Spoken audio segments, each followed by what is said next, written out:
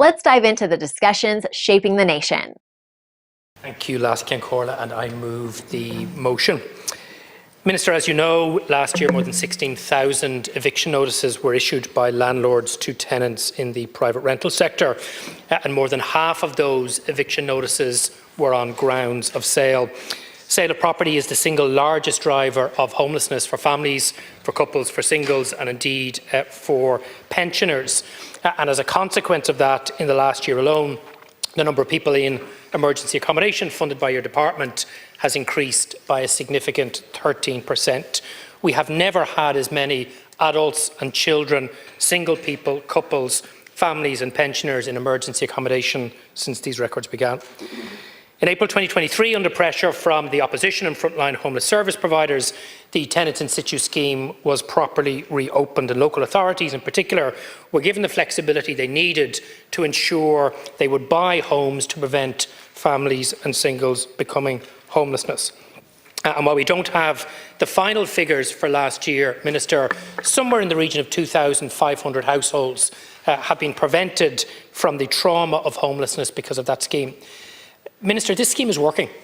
It is working really, really well, and the parliamentary questions that you signed off on today with respect to this scheme from deputies from all parties, government and opposition, show you that. But unfortunately, the scheme has always had its opponents, both in government and indeed in the civil service. There are some people who think that the state should not be using any of its capital funding for acquisitions. I've heard people suggest that somehow local authorities are taking the easy option buying these homes when other options are available for people at risk from homelessness. And while there is no evidence to support any of that, there are two very significant problems right now, and you know what both of these are, Minister. Failure of government last year to set the capital ceilings and targets for this year means the scheme is paused, and there are hundreds of applications pending a decision across the state. But more worryingly, the memo that was sent by your department to local authorities a number of weeks ago is setting out a series of new and significant restrictions to this scheme. And if adequate funding is not provided alongside new restrictions, then people, real people, families, children, pensioners, who would have otherwise got access to this scheme if the rules remained the same, will be denied access to it this year and are at greater risk of homelessness. Now, Minister, I appreciate you're new in the job. I appreciate you have a huge learning curve to meet and that you're listening to many different views on this. But I'm really urging you not just to listen to your officials, but talk to the frontline homeless service providers in our local authorities and read carefully the letters I understand you have been sent by some of our leading homeless charities, because they are telling you if you do not provide the same level of funding at a minimum this year as last, specifically for Tenant in-Situ, then local authorities will run out of funding before the year's end. And if you allow the specific restrictions that we've listed in our private members' motion to make its way into the circular which you will sign, less homes will be bought and more people will be at risk of homelessness. Minister, this is really one of the first big decisions you're going to have to make as Minister, and I think it's going to say a lot about the trajectory of travel of your tenure over the time ahead. There are occasions where we will have political rows across the chamber, but this is actually one where we're telling you a decision of government 2 years ago was the right one, the scheme is working, and we're urging you, as our frontline homeless service providers in our local authorities and our homeless charities, not to make the wrong decision. Now, here's the thing, Minister. If you make the wrong decision, and if people who would have otherwise been prevented from going into homelessness otherwise end up in emergency accommodation because of your decision, then that is on you. Everything else we talk about at this point is the responsibility of your predecessors. You and you alone ultimately will make the decision. And I'm really urging you, despite the fact that the wording of your counter-motion is deeply disappointed, take some time to reflect before you sign off on that circular. Listen to the people at the front line who we trust to tackle the issue of homelessness. Listen to your own backbenchers who know this scheme is working, and ensure, hopefully as a matter of urgency, when you make the final decision on capital allocations and when you sign off on that final circular, our local authorities will have the money and the flexibility to ensure that no household, family, single or couple without children will be forced into homelessness because of a bad decision of you and your colleague. You can do the right thing here, Minister, but it's not what's in your counter motion, and I'd urge you to reconsider. Deputy McGuinness.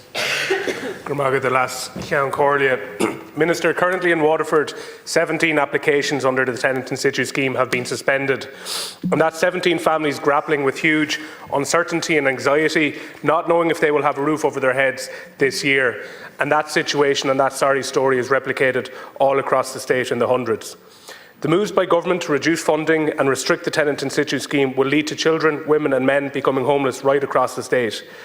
Over 15,280 people are availing of state-provided emergency accommodation at the moment, 13% increase on last year. And this is just the tip of the iceberg, as you know, when it comes to the real homeless figures. The government seems to be hell-bent on sending still more of our people into homelessness by restricting this scheme. Every week in Dungarvan and in my clinics around County Waterford, I meet families and individuals that have been served with a notice to quit. And the only solace they have, indeed the only thing between them and homelessness, has been the Tenant in-Situ scheme. When Fine Gael and Fianna Fáil shamelessly lifted the no-fault eviction ban in 2023, the story spun was that the Tenant in-Situ scheme would ensure no one became homeless as a result. And while the scheme on its own could never hope to mitigate against the abject failure of the government's housing policy, remember homelessness increased by 15% in 2023, it did offer protection to many vulnerable families facing evictions through no fault of their own. We know the scheme can work when it's allowed to. Arguably, it's one of the few schemes instituted by the government that has actually worked. Yet it has been paused for months and will be restricted and potentially wound down altogether. Minister, will you change course from this disastrous approach, fully fund the Tenant in-Situ scheme for 2025 and give local authorities the resources and the maximum flexibility to operate it? Our homeless accommodation in Galway City and Galway County is completely and utterly full. That means that there are 2 councils at least that cannot provide accommodation in case of an emergency. At the same time, Minister, if you're looking to get a HAP property in Galway City or Galway County, it is near on impossible to find one. So if you get an eviction notice in Galway City or Galway County, what is the option available to you? You can hope that you can get Tenant in-Situ scheme, and that is something that has worked in Galway City and has worked in Galway County. But now there are huge amounts of people in limbo. And Minister, I actually was contacted by a woman tonight who wrote to me about her specific case, and I want to read it out to you because it'll just show the pressure that she is under. Marie de Cara, I am contacting you directly as I am under huge pressure to ascertain where the application under the Tenant in-Situ scheme stands for the purchase of the property I'm renting. My landlord has made an application to sell the property under the Tenant in-Situ scheme for some time and is being frustrated at the lack of progress and has decided to put the house up for sale on the open market. My notice of termination expired in early January and I am fearful that the house will be sold in the very near future. I understand that there was an issue with the Council receiving its budget allocation for 2025, but I hope that this has been resolved at this stage.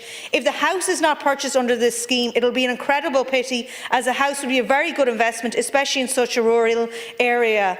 On a personal level, this is absolutely devastating for myself and my young son as we are facing homelessness. Minister, there is nowhere for people to go in Galway City. There is nowhere for people to go in Galway County because there is not the emergency accommodation. There is not the rental properties. In this very rural area, part of Connemara, there is literally nowhere to go. There are concerns in relation to the memo that was sent out in terms of the amount of funding that would be there and also the particular restrictions. I just really urge you to consider all of this, consider what this woman is saying when you make your decision.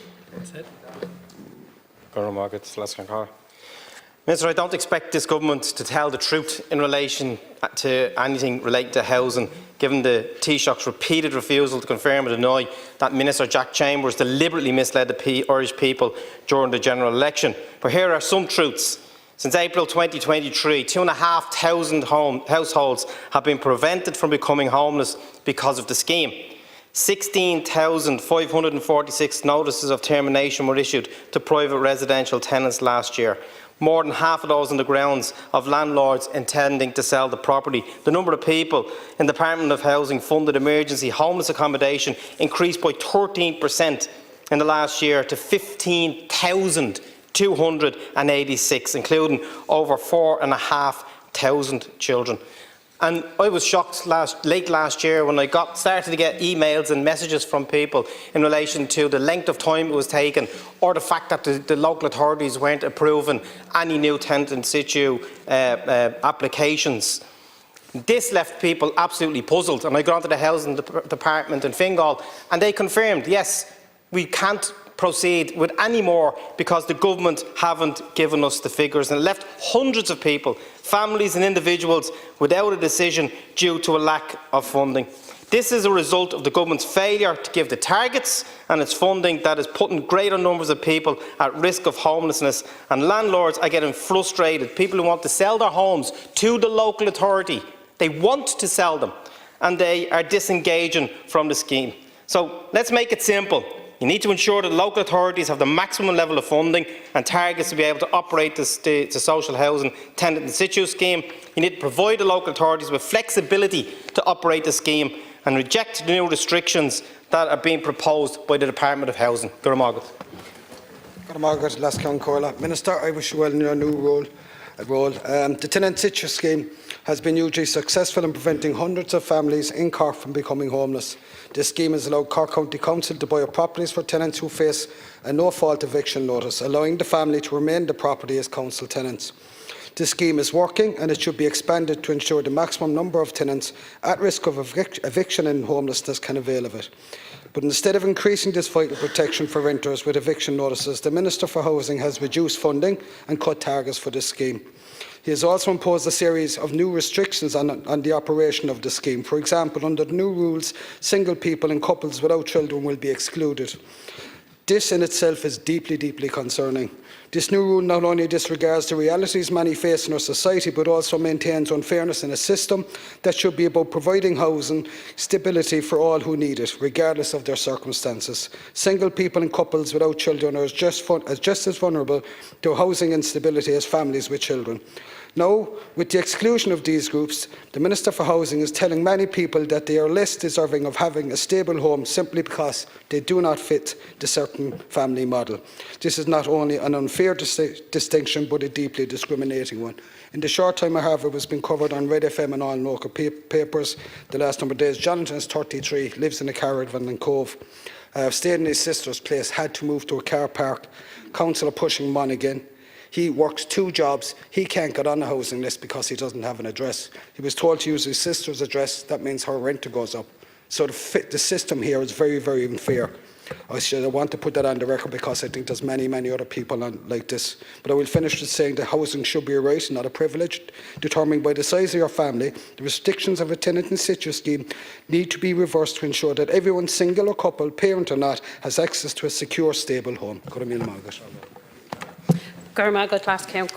Minister, for the last decade, with the exception of COVID measures, the number of people accessing emergency accommodation has been rising. Today, there are 46 properties to rent in the entirety of my constituency, which is 2 counties, County Longford and County Westmeath. A very basic 2-bedroom property is now well over €1,000 a month, and an actual shed is €270 per week. Your own department's homeless reports show that from January 24 to January 25 in Westmeath, there has been a 17% increase in adults accessing emergency accommodation. In Longford, the figure has remained static. Cold comfort to the couple yesterday who were refused B&B vouchers for themselves and their 4-month-old baby, with literally no idea where they were to spend the night.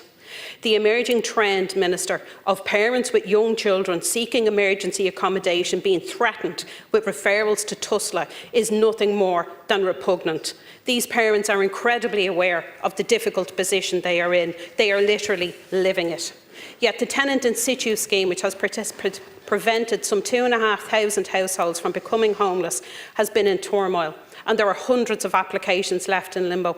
Any effort to restrict this scheme will put greater numbers of people at risk of homelessness and disincentivise landlords to engage. Sinn Féin fully supports the Tenant in-Situ scheme. Our alternative housing plan proposed funding 2,000 acquisitions in 2025 and 6,500 in total over 5 years. We want the scheme to continue.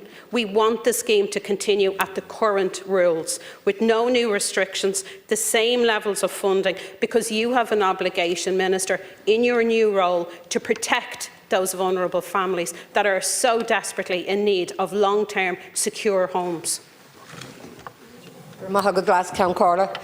Minister, the housing and homeless crisis has been getting worse under successive Fianna Fáil and Fine Gael governments. So this decision to further restrict the Tenant in-Situ scheme, a scheme which has prevented so many people from becoming homeless, is absolutely bizarre. On top of these new restrictions, we also have delays on applications going back months because your government couldn't get its act together and agree new funding levels and targets for 2025. And what these delays mean, and I'm going to give you an example. A mother in my own constituency with 2 children who has been living in a home for 10 years has been waiting since last August to find out if they are going to have to leave their home. The home that their children has only known. Now, this woman's landlord was happy to go down the Tenant in-Situ route, but because of the delays in funding for her application with Fine Gael Council, it's been put on pause now for 6 months, leaving this family in limbo. Minister, this isn't good enough. And now you're restricting who can apply. Single people and couples without children won't be able to avail of it. And it also appears that these changes will mean that local authorities will not be able to refurbish homes that they buy under this scheme.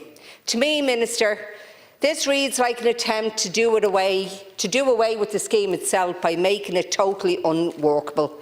But Minister, this scheme has proven to work. In the last 2 years, it has prevented 2,500 households from becoming homeless. Now, we in Sinn Féin have put forward a proposal of funding of the scheme that would allow for 6,500 homes to be purchased in a 5-year term.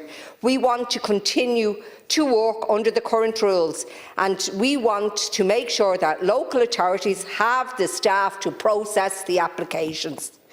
Last Count Carla, I would ask all TDs in this House to vote for this motion.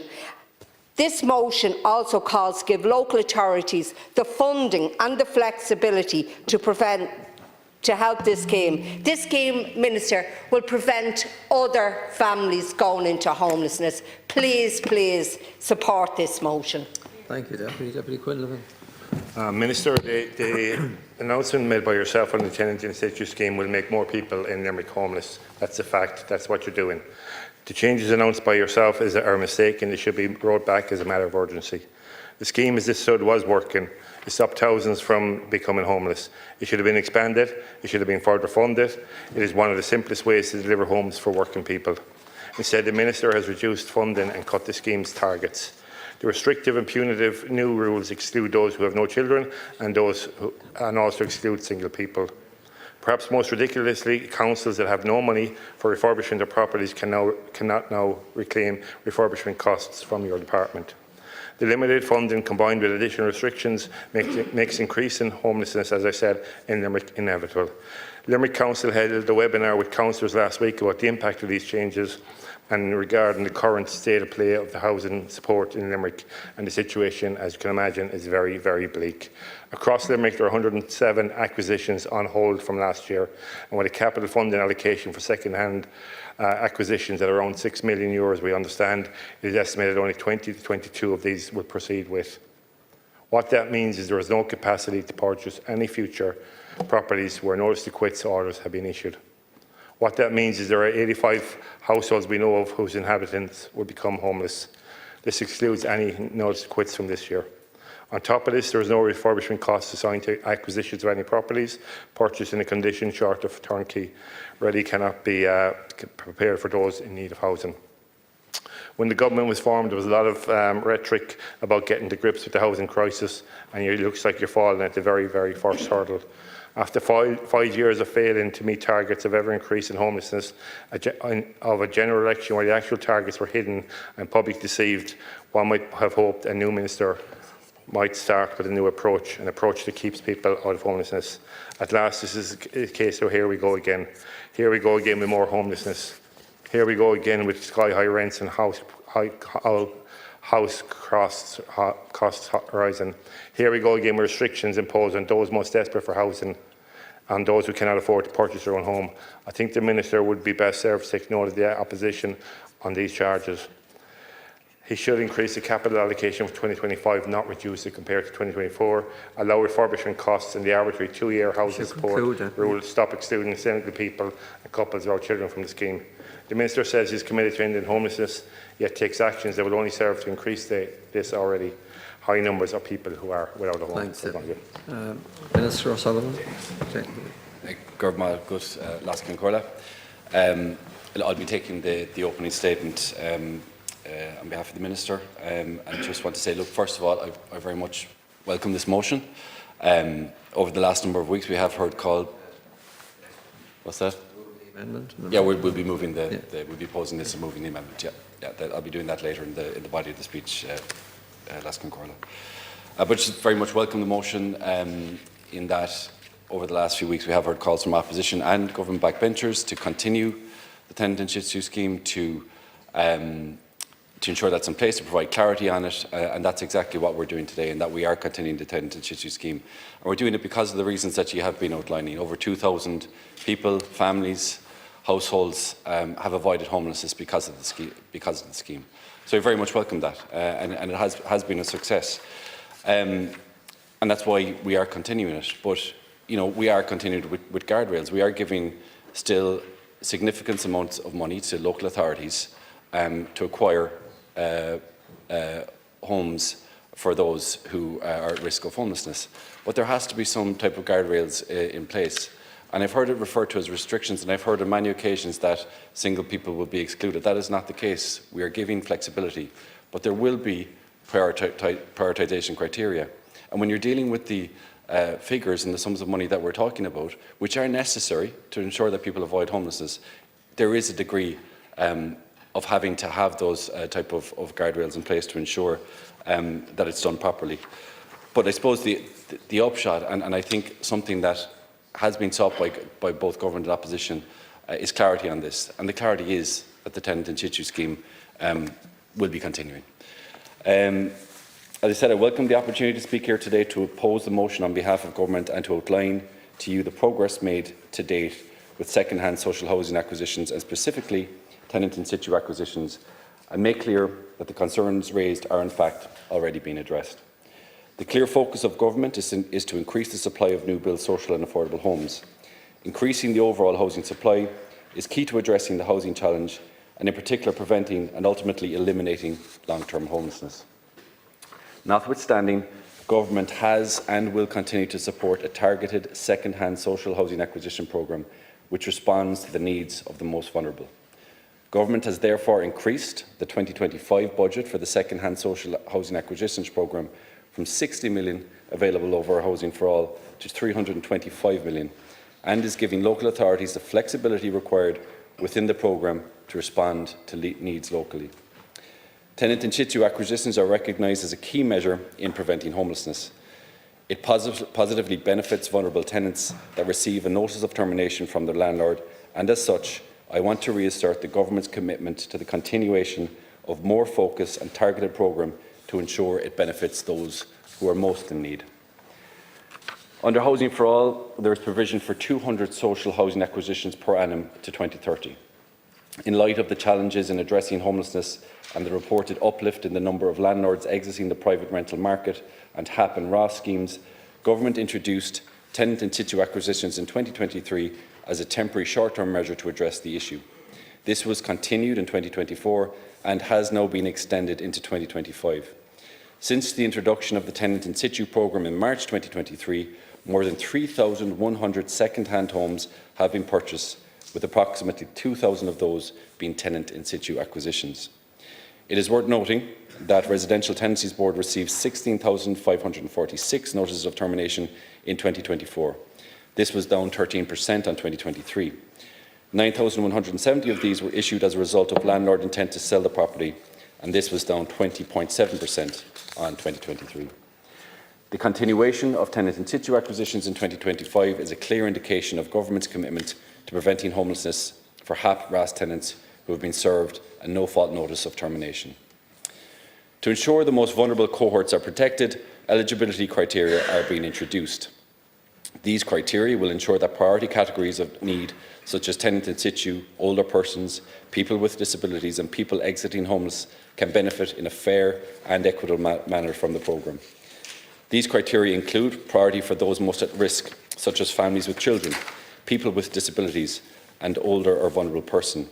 It is important to note that the addition of these criteria does not exclude any tenant from the scheme, but rather they provide focus for those most in need. Additionally, local authorities are being provided with increased flexibility to respond to local needs and priorities throughout the allocation of capital funding. This allocation will enable local authorities to assess all available options and to decide on the most appropriate actions in each case. As such, local authorities can identify suitable acquisitions in line with the local circumstances. Since Minister Brown obtained approval for Government for additional funding this month, officials in my department have engaged with the local authorities to ensure these measures are communicated quickly and clearly to staff and local authorities. This will be following very shortly with a circular outlining funding allocations for 2025. In calculating the funding allocations and to ensure each local authority is adequately supported, metrics such as spend and delivery in previous years, the summary of social housing assessments and the number of spatial distributions of HAP and RAS tenancies have been taken into account. Minister Brown has asked that funding is used optimally to support the maximum number of affected tenants. Minister Brown has also requested that local authorities be proactive in acquiring properties for priority categories, I should say, already mentioned, and buy and renew acquisitions which tackle vacancy. To build on the progress to date, a full review of tenant in-situ acquisitions will be undertaken in 2025. This review will assess the effectiveness of the programme and put forward recommendations on how second-hand acquisitions programme can, notwithstanding the emphasis on additional supply through new build, become a permanent and targeted policy response for those most in need for whom there are no other options. The targeting of tenant in-situ acquisitions in 2025 will provide increased clarity and equity for the programme, ensuring those who are most at risk are protected. Refurbishment funding will not be available under the tenant-hand acquisitions programme for tenant in-situ acquisitions. Such properties are the beneficiaries of significant exchequer-funded rent supports every week. They are legally required to meet the provisions of the Housing Regulations 2019 Act and are subject to inspection by local authorities to ensure they meet the said standards. Immediate essential repairs should not therefore be required. Some refurbishment works may be required in the short term to medium term, but these should be noted as part of the condition survey and programmed for future planned maintenance works, such as the capital funding available for tenant in-situ acquisitions is dedicated to maximising the number of acquisitions. Funding for works which are not immediately required would prevent the number of acquisitions being maximised. There are a number of funding programmes available for local authorities to improve their social housing stock, including the planned maintenance programme, the disabled persons grant, the regeneration programme and efficiency retrofit programme. Refurbishment funding is available for acquisitions under exits from homelessness, older and disabled persons and the buy and renew where works are required to ensure the property meets the provisions of the Housing Regulations 2019 Act or adaptation requirement to accommodate the tenant. So in conclusion, this government is dedicated to addressing the housing crisis and is committed to the continuation of the second-hand social housing acquisition programme for priority needs and in particular tenant in-situ acquisitions, which can be an important measure in preventing homelessness. This commitment has been demonstrated by the provision of increased funding and improved arrangements for 2025. In opposing this motion, Government highlights the success of the programme to date. Almost 7,000 second-hand homes have been acquired since 2020. In the period 2023 to Q3 2024, over 3,100 second-hand acquisitions have been completed, of which 2,000 have been through the Tenant in-Situ scheme. Government is committed to continuing with a targeted second-hand acquisitions programme which will prioritise the most vulnerable households within the priority areas being supported, but which will not act to exclude persons or households. In implementing the programme, local authorities are being asked and are being given flexibility to respond to the local needs, and single persons and couples can be supported. You're moving the amendment. Minister, could you just again move the amendment, please? Yeah. Thank you. So now, Deputy Gould. Minister, I would say go back and read the Act, I say, because I don't think you have any understanding of what you're looking to do and what we're looking to do. What we're looking to do is protect one of the few things that Minister O'Brien did when he was in office, when he actually listened to the opposition, all the opposition, when we put forward the Tenant in-Situ scheme as a way of preventing homelessness. And just to give you an idea, and as a Cork man now, you should understand this, there were 1,874 families and individuals given notices to quit in 2024. Cork City Council purchased 79 homes under the Tenant in-Situ scheme, and that prevented 79 families going into becoming homeless and going into emergency accommodation. And something else you might understand as a Cork man. Right now, a couple can get €877.50 on HAP. Do you know how many places are on daft.ie today where you can rent a property in Cork for that amount of money? Do you know how many? None. None is the answer to that question. And you're coming in here talking about making changes to the one thing, one of the few things that she actually got to work. Do you realise the cruelty that you're bringing to people now? You're going to drive families and drive people into homelessness and into emergency accommodation. Look, Cork City Council actually overachieved. There's Fianna Fáil and Fine Gael TDs come in here criticising local authorities. We have a local authority who's doing it right, who's actually beating the targets, getting more people in. And what are you going to do? You're going to cap them and you're going to limit them. And just this decision to roll back on this, it's a disgrace. And I'd say to Minister Brown, your first job in will be to increase homelessness. You brought in a scheme a number of years ago, banning evictions, right? And the question I have to ask about the banning evictions and about getting rid of the Tenant in-Situ scheme, who got to the ministers, who got to the government? Deputy Kenny. First of all, Minister, to wish you well in your post and to commend my colleagues for bringing forward this motion. The Tenant in-Situ scheme is, as many have said here, worked very, very well for an awful lot of people out there who were under serious pressure. However, since probably, I suppose, last summer, we've seen a decline, and a grind to a halt. And I have many, many people in my constituency. I have a young woman with 4 children. She's a nurse, but because her children are small, she can't go to work. Her husband works locally in the fire brigade in her local town.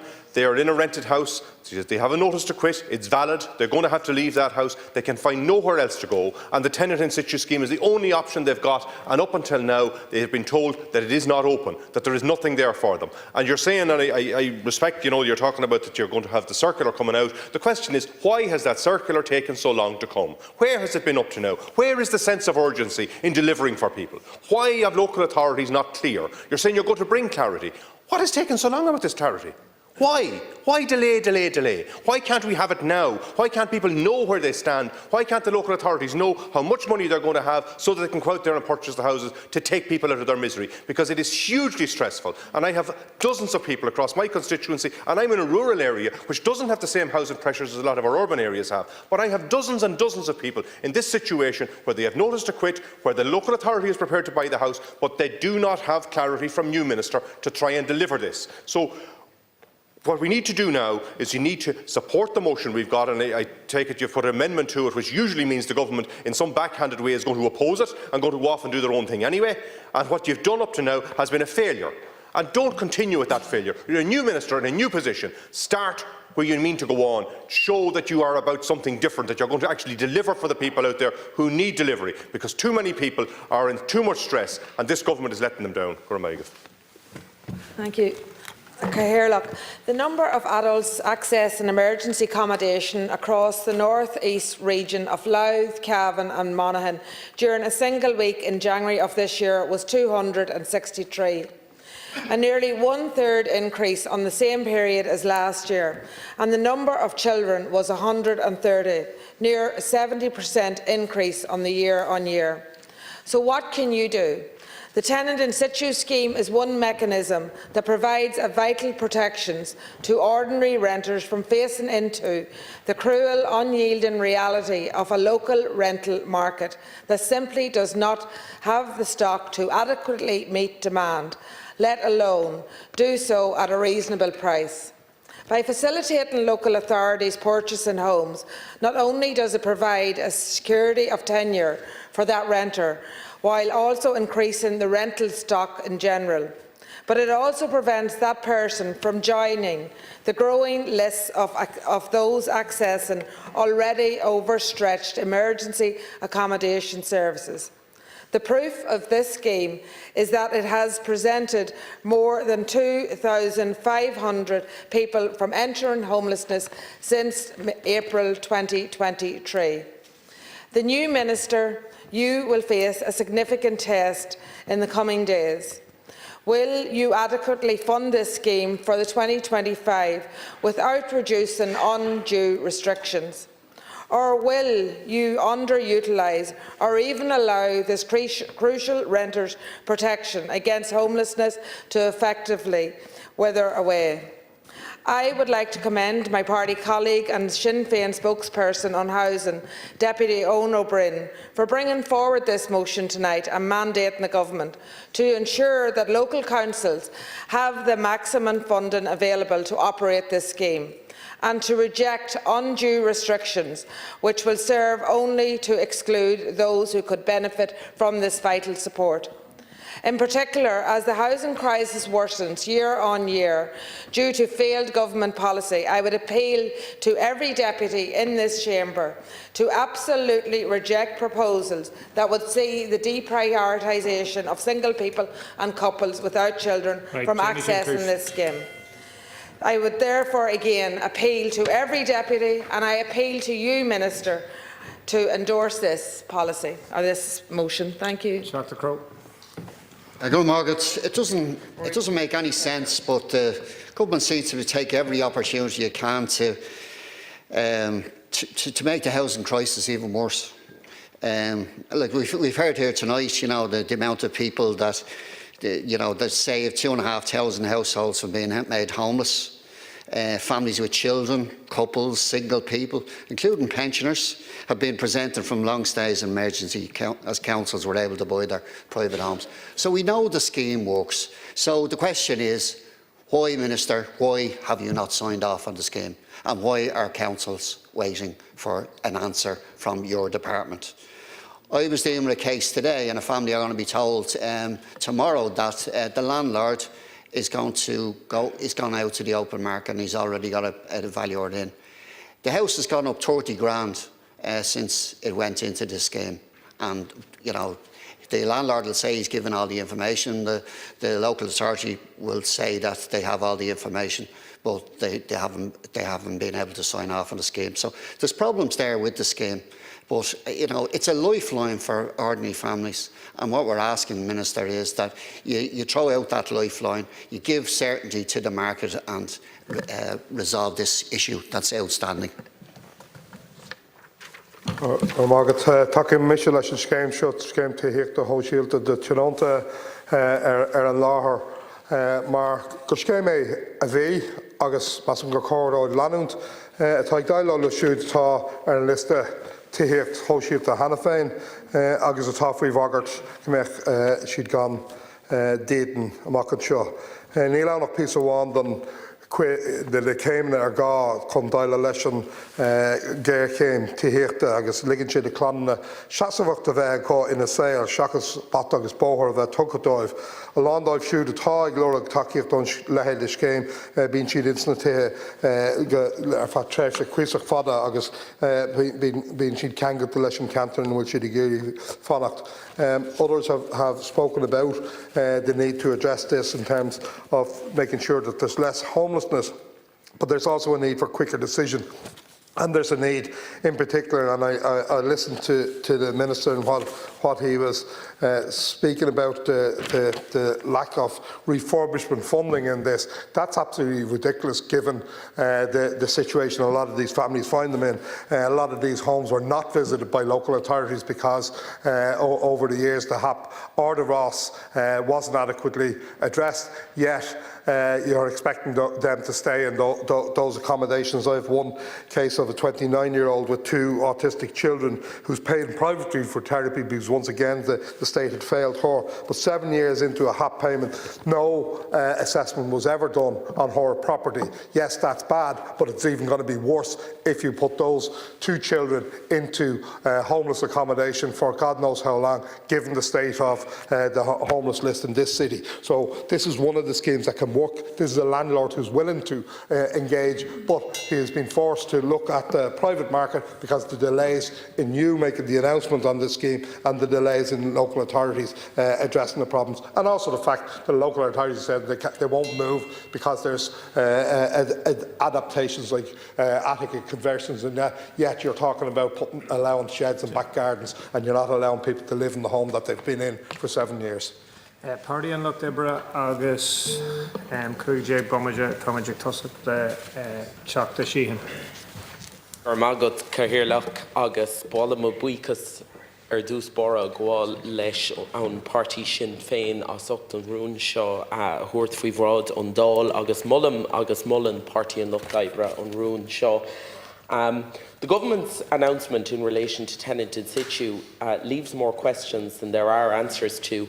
This is a vital scheme to stop even more people ending up in homelessness, and the cynical move to put a de facto end to this scheme by restricting it so much to make it effectively unworkable is an absolute disgrace, and it's not fooling anybody.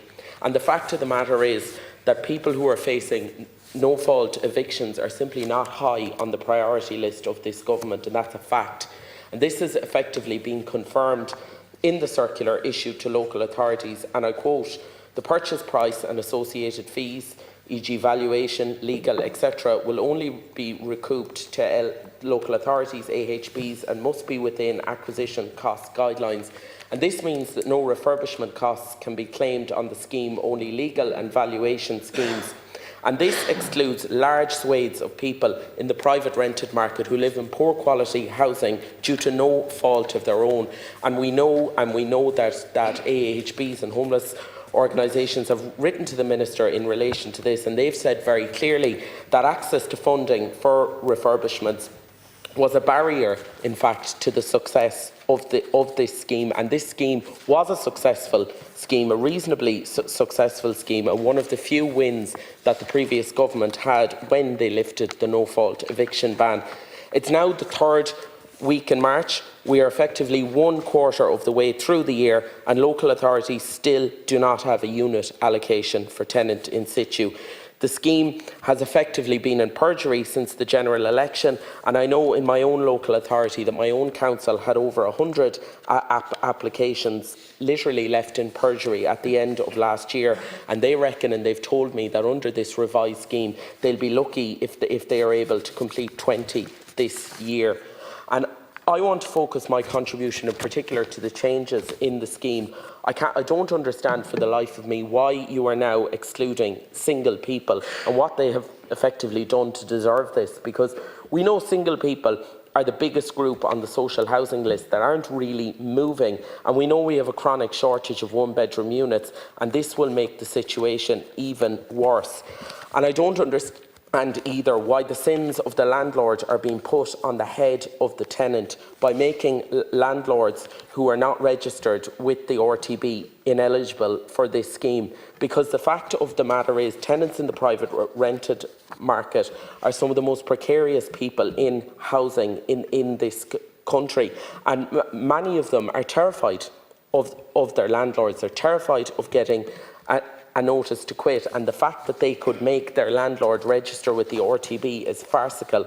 And to be honest, there is nothing really to be gained by any landlord from selling their property to the local authority as opposed to putting it on the private market due to the shortage of housing and how much house prices have risen in the last couple of years.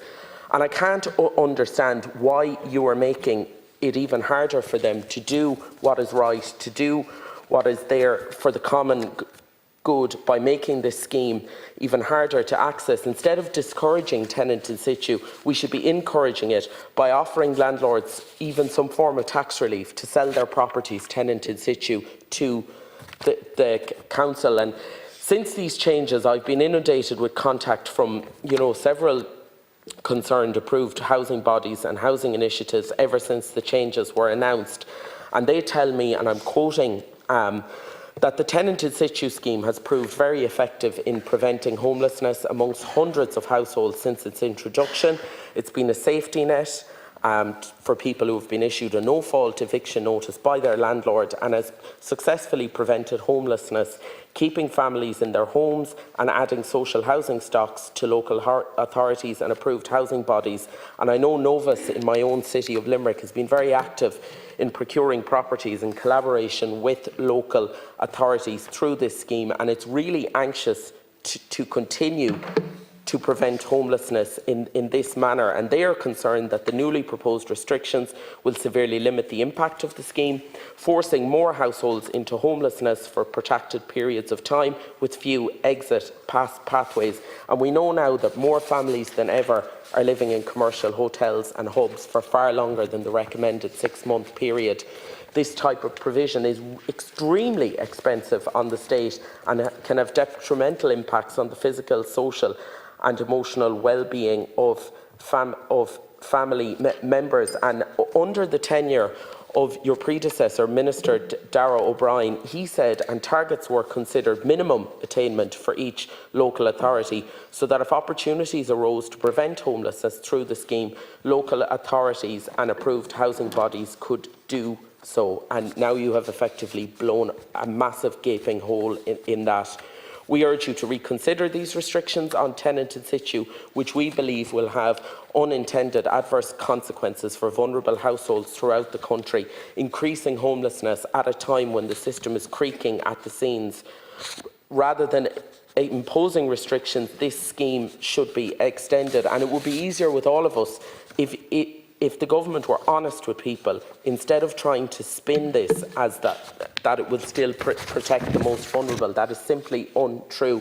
It's very clear that the Department of Public Expenditure don't like this scheme.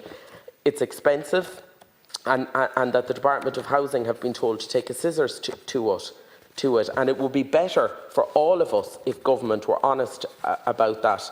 And in the time available to me, I want to tell the House about one of the many people I am dealing with who do not know what they are going to do or where they are going to go after their NTQ expires.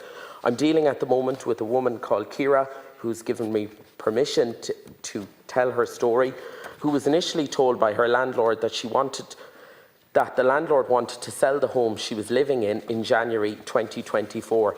She was going through the tenant in situ process for almost the entirety of last year. However, the application was closed out on the 18th of December because there was no allocation for 2025. We now know that the allocation that's coming for 2025 will not even cover the necessary refurbishment work that needs to be done in the home that she has lived in for over a decade. This home is now going on the open market. Herself and her partner have been on the housing list for a decade now. She has said to me, we are now coming up to our last 3 months in a home that our 7-year-old son only knows as his home, and we have begged the council to buy it.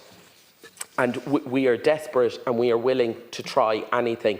And Minister, I don't know what to tell her and others like her that I am dealing with at the moment. I don't know what answers or what hope they have. The fact of the matter is there's no advantage to landlords to sell to the local authorities. We're all honest here. You'll get much more if you put a home on the private market. And it's almost like the government thinks that landlords are trying to sell to the state in order to cash in. That's simply untrue. The changes have turned this scheme from being a safety net to stop people going into homelessness to effectively a scheme of last resort. And government policy has now changed in that it actively wants and favours vacant possession and sale on the open market. And this is a distinct policy shift, a shift away from preventing homelessness, and it's absolutely shameful at a time when homelessness has never been so high and private rents have never been so high and people have never been in such a precarious situation to come along and to do this now. The fact of the matter is this scheme should have been extended and expanded as it was. Instead, it's been completely filleted. It is unworkable. Local authorities are lucky if they're going to be able to do a fraction of the small amount of tenant in situs that they completed last year. And to come in here and to claim that you're protecting vulnerable people in the private rented market, it's fundamentally dishonest. Thank you.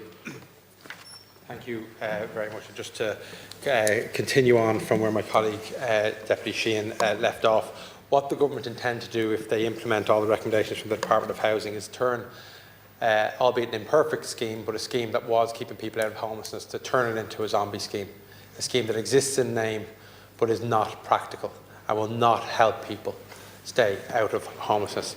It's disgraceful, the plans that are afoot in terms of the Tenant in-Situ scheme. The Tenant in-Situ scheme, as it has existed in the last number of years, is I suppose, a function of a dysfunctional market. It's not a scheme that would exist if we had a housing system that functioned. We don't. So, unfortunately, we needed a Tenant in-Situ scheme. We needed it to keep people out of homelessness, to keep families out of homelessness, to keep single people out of homelessness, to keep couples without children out of homelessness. Unfortunately, this government, if they continue on with what the department recommends, they will ensure that many more people enter homelessness. Again, the most recent person to come to my clinic last weekend was a single woman, divorced, in her early 60s, recently on invalidity pension, just had to give up work, whose tenant in situ application had been rejected by the council due to the lack of funding. That woman is going to end up in homeless accommodation with a disability when we actually had a landlord who was willing to sell to the council, who actually had a good relationship with their tenant, wanted their tenant to stay in their home, but the landlord was unable to pursue that because of this government's disgraceful decision to stop funding in December and now to present this filleted zombie scheme, which is absolute disgrace. One thing as well the Tenant in-Situ scheme did give, even at its most basic, when an application failed, even the few months that it took the application to be processed allowed more time for maybe the local authority's allocation or homelessness department to find suitable alternative accommodation. Not always, but sometimes, just even the landlord engaging with the scheme, the local authority engaging with the scheme will give those extra couple of months. Now, that's gone. All the ever-decreasing number of levers that are there for people like ourselves, for people's and citizens' information, for tenants themselves to stay out of homelessness are being removed one by this government. This government that is failing to meet their housing targets, that is failing to deliver the number of houses across any number of bedrooms, 1, 2, 3, 4 or above, disabled-friendly accommodation, all the rest. They are missing every single target. And this one imperfect scheme, which managed to keep a few people in their homes and managed to extend people's time from actually entering homelessness and give local authorities more time is now being removed. It's a callous decision by this government. I commend Sinn Féin for bringing this motion forward this evening, because an awful lot of people, the vast majority of people out there, don't know what the Tenant in-Situ scheme is, because it's a niche scheme. You won't know about it until you actually are faced with the worst possible vista, that is a descent into homelessness. So it's very welcome that it's brought tonight. It deserves every airing, every bit of attention that it gets, because again, this is a really callous move by this government. What they should be doing is what the motion says, is ensuring that local authorities have certainty, have funding, are able to apply maximum discretion. We've good local authority housing officers who will, when they have some stock, when they have some timelines, that they will be able to maybe buy a 2-bedroom, which have a family in it that maybe have a 3-bedroom need, just to keep them in that, so that they can ultimately transfer to a 3-bed and then move someone into a 2-bed. This is what housing officers can do if they're given the resources to do it. This government, like the last government, which is the same government, are removing these levers and these possibilities to keep people in their homes, removing them one by one. It's callous and it should be reversed. Thank you. Anish na déanla hi sosialta agus Teach Hearn ní Bomaja. Real Margaret Cahirlock. I want to thank Sinn Féin for bringing forward this motion. Very timely, vital, and it is deeply disappointing to see the government not support it and implement it and put forward amendments which really take away the point of the motion. I am deeply, deeply annoyed and frustrated by this government's failure to act on homelessness and to treat it like an emergency. A home is one of the most fundamental needs that people have, yet clearly you are not understanding the true value of a home. You wouldn't be bringing a wrecking ball to the Tenants in-Situ scheme that was working to prevent people losing their home. You wouldn't be sabotaging one of the few policies that are actually doing something to alleviate homelessness if you understood that value of a home. Shamefully, you're pulling the small rug that was available to tenants out from under their feet. When the eviction ban was lifted in March 2023, a measure that was actually preventing homelessness as well, I described it as one of the cruelest decisions ever taken by an Irish government. And it was. Fianna Fáil and Fine Gael made the decision knowing that it would result in people being made homeless. Now you are making another decision that you know will make people homeless. Where is the evidence that backs up restricting the Tenant in-Situ scheme? You haven't provided it, just as you didn't provide evidence to back up the lifting of the eviction ban. It's another policy made by government, not based on evidence, but based on a lack of care and a lack of interest in dealing with homelessness and a lack of concern for some of our most vulnerable people in this society. I can't get my head around it. I said shame on Fianna Fáil and Fine Gael then. I'll say shame on you today again.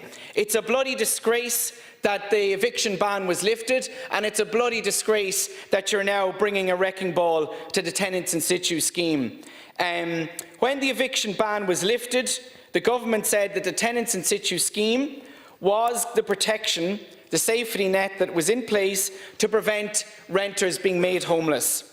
Yet now you're rolling back and removing that promise and commitment to renters. This is an emergency. It is a social disaster. Yet this government continues to fail to treat the housing crisis like the emergency it is. It is one more example, the wrecking ball that you're doing to Tenants in-Situ. 30,000 households were evicted since the eviction ban was lifted just in March 2023. That is an emergency. 14,000 in the last 3 quarters of 2023 and 16,000 last year. They are famine-scale evictions. 85% of them were no-fault evictions. The tenant did nothing wrong. 61% were where the landlord stated they were selling up the property.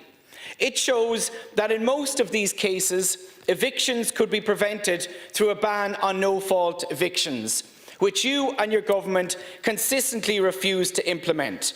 But you claim to care about the devastation being caused by the housing crisis. The Taoiseach again said it today that he's as concerned as anybody in this House about the housing crisis. Well, I beg to differ. You seem more concerned about the cuckoo fund landlords who are lobbying to prevent tenant protections than the actual tenants being evicted.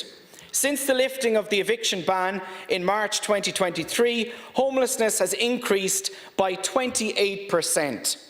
You clearly do not see record levels of homelessness as an emergency. 3,472 children were homeless in March 2023. Today, there's 4,603 children homeless, a 33% increase. Thousands of children have gone through the trauma of losing their home since the lifting of that eviction ban. The uprooting from their neighbourhoods, from their friends, bringing a few belongings with them into a strange place, into emergency accommodation, and each child will be damaged by every day they spend in emergency accommodation. Homelessness is a trauma, but it's completely preventable. But you clearly don't see this as the emergency that it is. There are many areas that do not even have emergency accommodation. There are waiting lists for emergency accommodation. The Simon communities have recently said the government still lacks a comprehensive plan to tackle homelessness. And one of the key areas is the Tenants in-Situ scheme. There are over 55,000 households in receipt of the housing assistance payment. The Simon community's quarterly locked out of the market report from December showed that just 46 properties were available to rent within the discretionary rate of the HAP scheme. Where are those 55,000 households to go to find somewhere to rent when they're issued a notice to quit? Where are they going to find somewhere to rent? The Tenant in-Situ scheme offered some level of hope. It prevented a small number, though not an insignificant number, of families and individuals from becoming homeless. So the question I want you, Minister, to answer is where are the HAP tenants to go if they're evicted? The changes to the Tenant in-Situ scheme immediately plunges 60,000 households into immediate risk of homelessness. But then your government clearly doesn't care. Dublin City Councillors have written to Council Management asking them what are they going to do to support and implement this Tenant in-Situ scheme as continued. The Department of Housing and your government has introduced huge uncertainty to the scheme. We know that there are Tenant in-Situ applications that are not being processed. There are people going to be made homeless as a result of the changes to the scheme. In my own constituency in Ballymun and Finglas, there are 243 people went for one social home. If there are no homes becoming available, tenants facing eviction from the private rental scheme, private rental system, and eligible for social housing, where are they going to go? This is really not acceptable, and I think that the government has to accept that they need to properly implement the Tenant in-Situ scheme. Where should these people go? I also want to ask about the cost rental Tenant in-Situ scheme, where those who don't qualify for social housing but qualify for cost rental actually could be prevented from eviction. Is the government going to continue funding for that? Will you continue to support, even though again small numbers, but there should be more, are you going to continue to support the cost rental Tenant in-Situ scheme? What is it with you and your government's disdain for renters? You appear to be captured by the big landlords. I believe the issue is you don't care. You don't actually care about those tenants being evicted. You don't care about the individuals and families being made homeless because, as I said earlier, the evidence is there that the Tenants in-Situ scheme is working. So why are you introducing any level of uncertainty into it?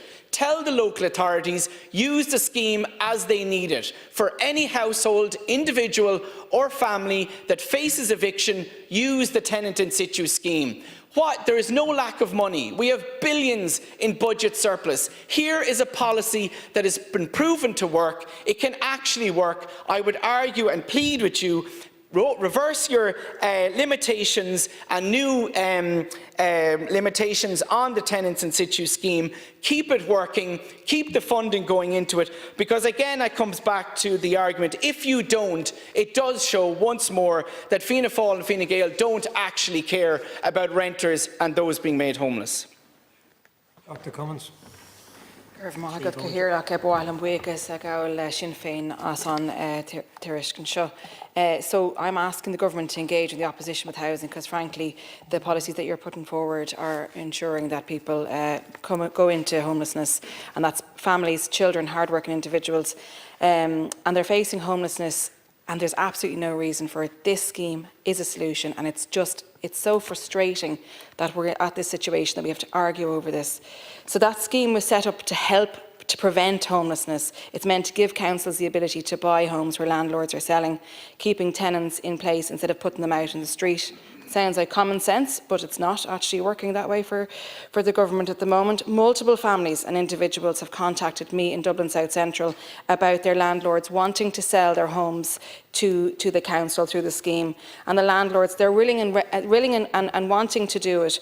It keeps the people who are living in those homes in their community, and I cannot stress how important that is to people. It's not just a house, it's not just an apartment, it's a home. It's where their community, where they live in their home, where their children go to school, where they might go to work, where they socialise, whatever it is, their sporting facilities. So it's a total upheaval for people who are being made homeless for no reason other than this scheme isn't sorted. So there's just a pile of bureaucracy, delays and excuses. The process, even when it was working, was so slow, so tied up in red tape. And then, as well as that, then sales are falling through because landlords are just saying, oh, here, this is taking too long. You know, so people are being forced out of their homes. So I suppose I actually spoke to a woman today who said to me that her landlord was willing to sell the home to the council, and it took over a year, and several times the landlord was like, I just can't wait. Now, thankfully she did, and that person is now in a tenant in situ home, is absolutely delighted, can stay in her community. I suppose they're not just statistics of people who are becoming homeless. They're people like their mothers who don't know where they're going to have their children sleeping. They're people who are living alone, individuals who are living alone in a home, and then all of a sudden they're going to be living alone, homeless. The system just doesn't move fast enough. The homelessness numbers are at records high. The crisis is only getting worse. And there's a tool to help, which is this scheme, but it's just being wasted. Local authorities need to be given the resources and the direction urgently. I note that in your motion that you've put forward, the amended motion, that you're saying several times that a circular will be issued for 2025. Sure, it's the 19th March now. I don't know what part of 2025 that'll go in for. So we need to ensure that those places, those people who are desperately in need, that's fast-tracked, no more delays. And I'm really urging you to please work with the opposition on this. Every time somebody stands up from government side, they said they want to have solutions and that they want opposition to give things that will work. We're giving one, we're asking for you. Please do it. Dr. Farley. Thank you, Chair. Thank you, colleagues in Sinn Féin, for bringing this together. I've been listening to the conversation and the debate, and who's making this decision? Who's sitting down at a table and saying, do you know what, let's take the diamond in the rough of terrible housing policy. Who's taking this piece and saying, do you know what, let's scrap it. It's too successful nearly. It is being scrapped. It is being scrapped. As it stands, it's absolutely, if that makes you sleep at night, that's fine. But you are making this so restrictive now that it guarantees homelessness. It guarantees it. We'll see the evidence play out. How is there an evidence-based approach to say, do you know what, tenant in situ, no. You can still call it something, you can call it what you like. You speak to council officials, you speak to people who are on the receiving end, and they are very, very concerned. Because what is eligible now will not be eligible under this new scheme. Creating homelessness. Families who are safe, secure. I should be standing here applauding the last government for the introduction of this policy. It was working, Minister. Is it because it's too expensive? Is it because it's too successful? I'm sincerely trying to find why would we come together and say, let's change this piece of the policy, because it doesn't make any fathomable sense whatsoever. Any property that is now being considered. As a councillor, I was around in the last term when a few people were so thrilled to have successfully gone through this scheme. But a council can't take a property without any sort of refurbishment costs. It's nonsensical. Because the government, rightly so, and the local authority will have standards. And so for this scheme to not allow recoupable costs with any sort of refurbishment works will in and of itself restrict a significant portion of units being considered for this. A house must be used for 2 years as a social house in order for it to be eligible? Where's the sense in that? Why would we not follow the people as opposed to the property? Who's making these decisions, Minister? Because it genuinely makes no sense whatsoever. Anish an grúpa technical neamhspleách agus partithe agus teachta Conley. Gur mí magad chuig nómad a chuig nómad agus chuig nómad gur mí magad agus mó bhuichas tí Sinn Féin a sucht an rún seo choras córna dála agus an deise bheith agan bheith páirteach sa díospóireach seo. Cuir sibh an scéim seo ar fionraí, agus tá bréagá insint agah maidir leis an scéal. Cuir mé mar sinné, tá muid dír na mréag a ríis ó híh cadthaig tarlú an seo. Tá litúr agam a chur an núldom go ruirt an Ryan go raibh an scéim seo cara ar fionraí raibh an nolog. Dardaí mé cosú le gatseachta dála eile é an seo a ríis agus a ríis. Dardaí mé é mar cheist ar sonraí úndómh, dardaí mé mar hapicil, dardaí mé ar urlar na dála. Agus ní rang mé ná an éon solíireachta áil, agus bhí an Taoiseach ag caint a scáthíomh a bhéal maidir leis an scéal seo ag rá nach rá sé cara ar fionraí agus go méid scéim nua I gceist. I have, thank you to Sinn Féin for bringing this. It's interesting, I had a slip of the tongue in relation to Fine Gael because quite a number of your backbenchers raised questions in relation to this issue over and over, including the former Ceann Comhairle. Such was the uncertainty in relation to this. The City Council in Galway was informed that this scheme was suspended. I raised it in every manner I could. Promised legislation as a topical issue, questions with other TDs, and there was absolutely no clarity given to me in relation to it. I was told it wasn't suspended, yet the City Council told me that there were 16 units in the middle of a contract that there was no certainty about whether that was going to be lost. 11 of those had sitting tenants. I have a letter here, as every other TD has, telling me that the council is not answering them, the landlord, in relation to the wish to sell the house under the Tenant in-Situ scheme. No reply from the council. Another letter here similarly. But let me look then at the task force in Galway that's sitting now since 2018, because the situation is so crucial down there and such is the emergency. And you know what the new chairperson told us of that back in November, and we have no minutes since then. You get no feeling that there's urgency here, except in the words of the chairperson, who said we must massively scale up our delivery of social housing.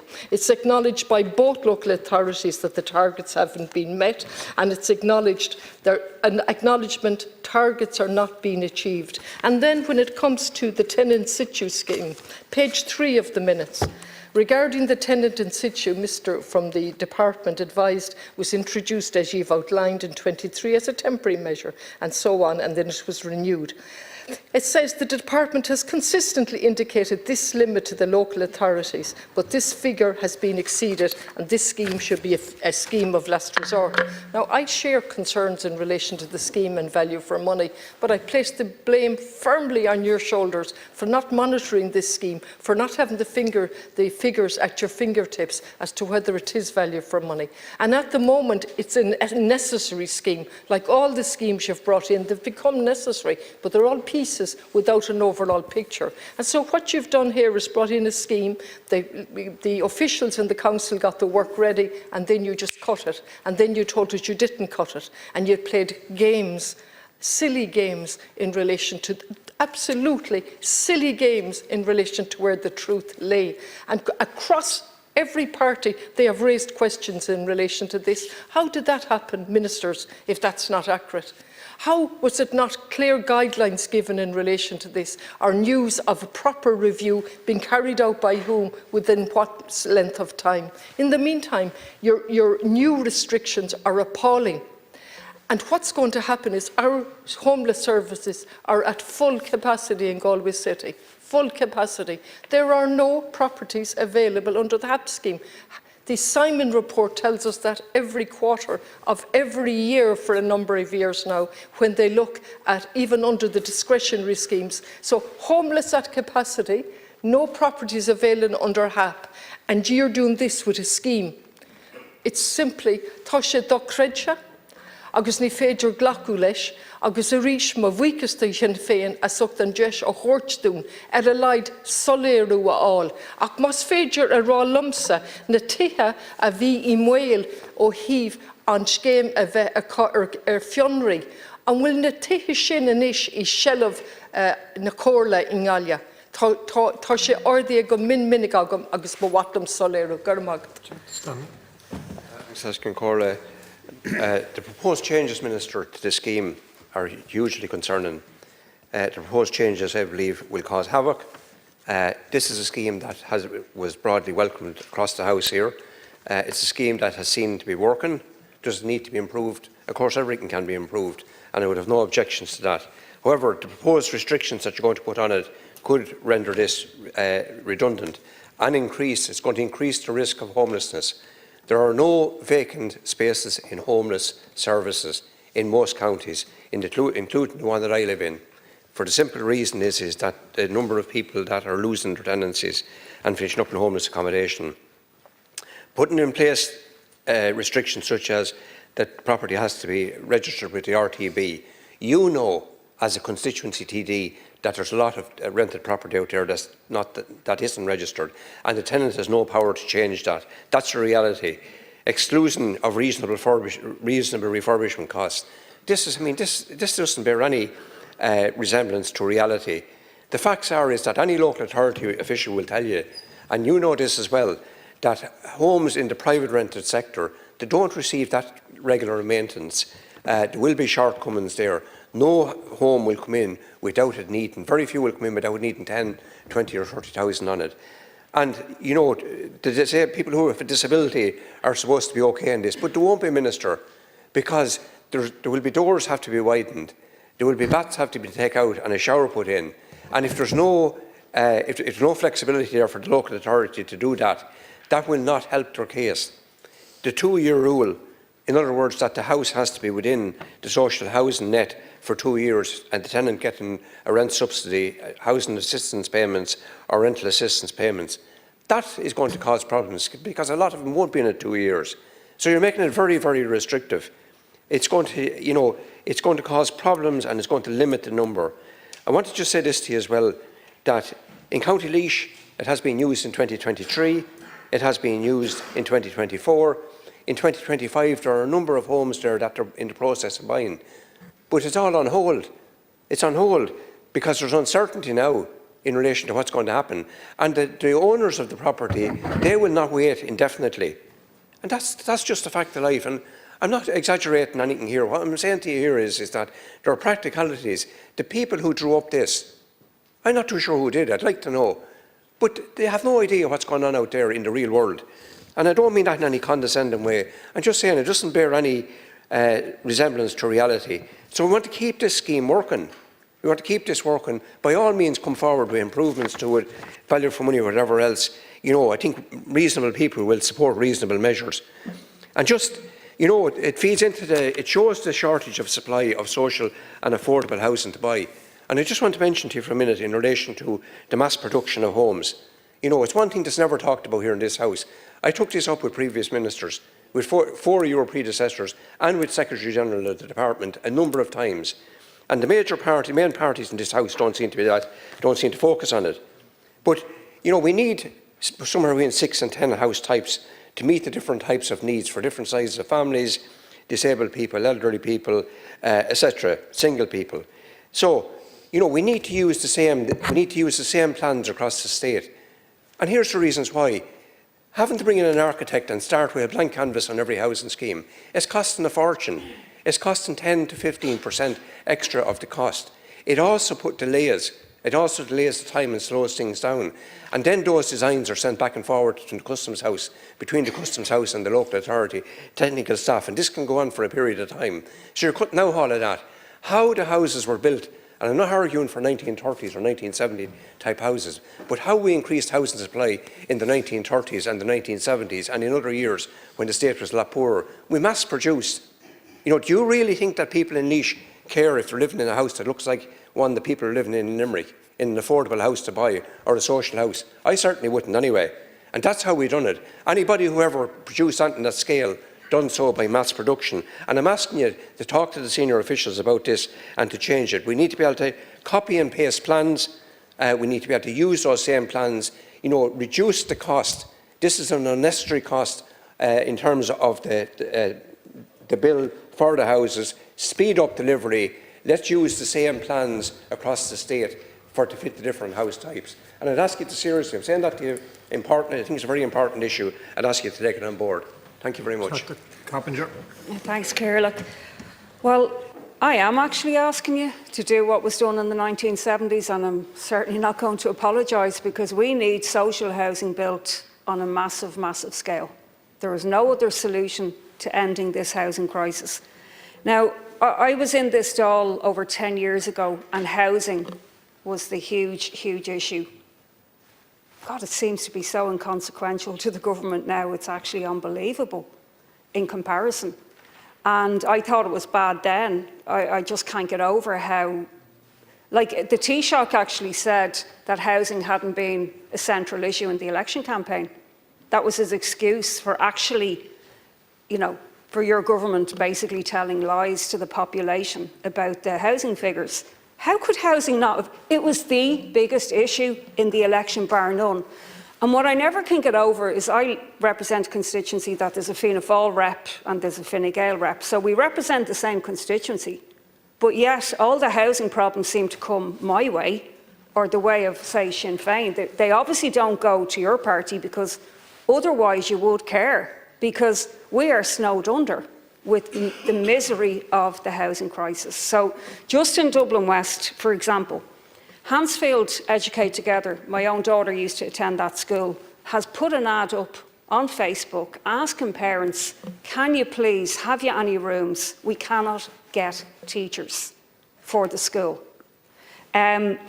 A children's class wrote to me from one of the schools in Dublin 15, probably I assume wrote to all the TDs, saying about the teacher crisis as well, due to the housing crisis. In one school campus in Dublin 15, the summer before last, 4 teachers left because their leases were up. They were evicted, right? So the one thing, the only one thing, the shining light that we had to go to anyone who was facing eviction because of sale of property, you're proposing to render it null and void. So just to say the Tenant in-Situ scheme for eviction for sale of property, it was the only lifeline that we could point people to.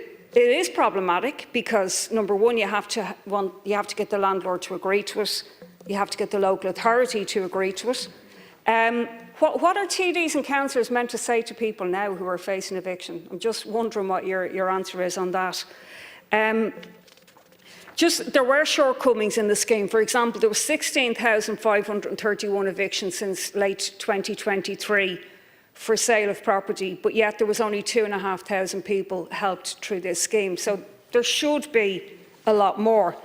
The other problem is we're intervening into the housing market, which is a costly process. You are actually buying houses or paying for houses at market rate. So this is not the best way to resolve the housing crisis. It's not a substitute for building public housing, but it at least was some way of saving people from being turfed out onto the street. I want to ask you this, Minister. How many local authorities have you met with since you got your job to find out what land they have available, what capacity they have to build social and affordable housing? Just really would be interested to hear the answer on that, because we already had the Land Development Agency saying that there's a potential supply for up to 67,000 houses, but that doesn't include loads of local authority land. So in Fingal County Council, which I was on for a few months between the local elections and the general election, I put down a motion in the Greater Blanchardstown area, and there's one site there called and I'd love if you actually follow this up, Scribbletown Elm Green, where the council have said that they could supply 7,000 homes on that piece of land. 7,000 houses, affordable and social houses. That would actually would end the waiting list in Dublin 15. You should be sitting down with councils, finding out what they're going to do to develop those land banks and reporting to the Dáil, you know, on a weekly and a monthly basis, because that is the only solution ultimately to the housing crisis. And you should be finding that sort of information out. Churchfields is another land bank. They're developing it very, very slowly. But the other one is they've put on their long-term strategy. That should be a priority and that's why we actually need a state construction company to cut through all of the red tape, to cut through all of the bureaucracy, to identify the public land, to put the workers that are available, to prioritise them to build in actual homes rather than offices and commercial buildings. And, you know, that's how we'll get the teachers, the nurses, the therapists, the essential workers that we need to end so many of the problems that we're facing right now. Inish an grúpa technical neoslach, Cúig Bomaja agus ag tosach le Dr. Collins. Thank you very much, Chairperson. And first of all, I forgot to congratulate both ministers now on your appointment to your positions, and I wish you well going forward. And hopefully we can work close together. Sure, one of some of my own constituency, and sure, I suppose we should be able to work close together. In here. You know, I think this is the second or third time I spoke about housing today in the Dáil, and it's a huge crisis, a huge issue, and it doesn't matter if it's the young person looking for planning permission. There seems to be that seems to be blocked at them. It doesn't matter if you're trying to your local village or town trying to grow. Trying to bring people into their community, they can't because of infrastructure being wrong, and this is one of the schemes that the government reopened this housing scheme under pressure, but is now failing to fund it properly. Homelessness is exploding with 15,000 people in emergency accommodation, yet the government paused a scheme that keeps families housed. The housing crisis is turning into housing chaos as more people are pushed out of their homes each year while the government drags its feet. The Tenant in-Situ scheme was working effectively, saving over 2,500 households, so why shut it down? This is about priorities, and the government has got it all wrong. They can find billions for overspending but claim no funds for housing solutions. Landlords want certainty, not red tape, as overcomplicated rules discourage them from engaging with the scheme. Approved housing bodies, which can manage social housing well, are being locked out of the scheme. The government is also failing rural tenants, with local councils in smaller towns needing the scheme but being underfunded. We need a Minister for Housing who will act and not make excuses. The Minister must take responsibility and ensure adequate housing funding. The solution is simple: fund it, fix it and stop playing politics. The government needs to provide proper funding and allow local council to act. And the problem is, and that's why I've been talking all day here today, is it's not just this problem alone. There is so many issues here that haven't been tackled over the last number of years, and it's led to people, people have been very angry and frustrated. My last two phone calls, and I know that is coincidental, I'll accept that, were on planning permission for people, concerned about their planning, worried about planning, and getting negative vibes back from the planners. And I have said that today, that actually it's the rural planning guidelines need to be changed. The planners are only just going through what's before them. They can't give planning where, if the guidelines tells them they can't give planning. But it's completely this negative vibe in relation to housing and homes for people that are desperate to get a start in life, whether it's a new house or what. And you see, and you know, I don't know, I hope Deputy Brown knows it, but Deputy O'Sullivan, you do know and understand the situation that's going on in Dunmanway, going on in Shannon Vale, going on in Ballydehob, Goleen and Roscarry. Some of them are waiting, is it 27 years for to get their wastewater treatment plant done up in their area, so they can build. You were at a meeting with myself there recently through Zoom. You were there in Dunmanway in relation to the wastewater treatment plant there.